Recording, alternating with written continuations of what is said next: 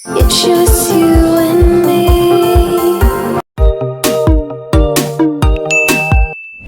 Hi guys! Welcome back to our channel. Ses here with you. So, finally, after 42 days to be exact, nakalabas na rin ako ng bahay! Kasama ko si Zian at saka si Daddy. May binili lang si Daddy dyan. So, this is the new normal. Diba, sabi nga nila, ito na yung new normal natin. Naka-mask palagi pag lumabas, naka-gloves. Wala na yung lockdown, pero syempre, there are still precautions in place. Kailangan pa rin tayong sumunod. Diba, para din naman sa atin yun eh. Tapos itong paglabas na to, may purpose talaga to. Hindi lang to labas dahil gustong makita ang outside world. Bibi, don't touch your kwan ha.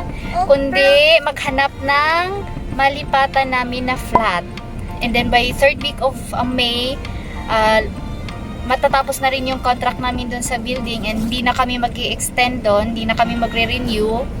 So, naghanap na kami ng malilipatan. Actually, before pa ng lockdown, nakapaghanap na kami. Thank God, nakapaglibot-libot na kami.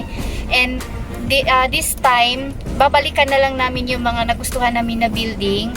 Tapos yun, kung may sana hopefully may makita na kami ngayon para naman may final na, pwede nang makalipat next week. Sana naman.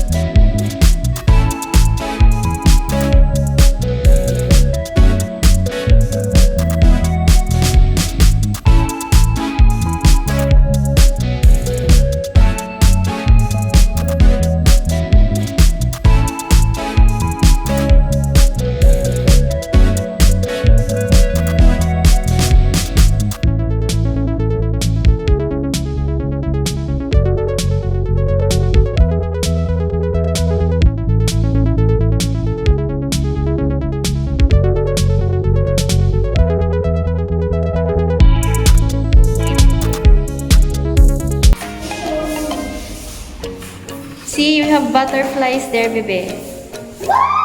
Yeah. Did you not see it? No. Hi guys, welcome back.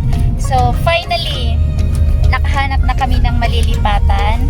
And tatawagan na lang ni Daddy ngayong gabi yung real estate para ma-confirm at makapag down payment na. Para ma-hold na yung flat. Para sa amin na talaga, hindi na yun mapunta sa iba. Sana makapag-transfer na kami next week para at least, diba, wala nang iisipin. Stay safe always and follow all the guidelines set by our authorities. Thank you for watching. Please subscribe and see you in my next video. Thank you!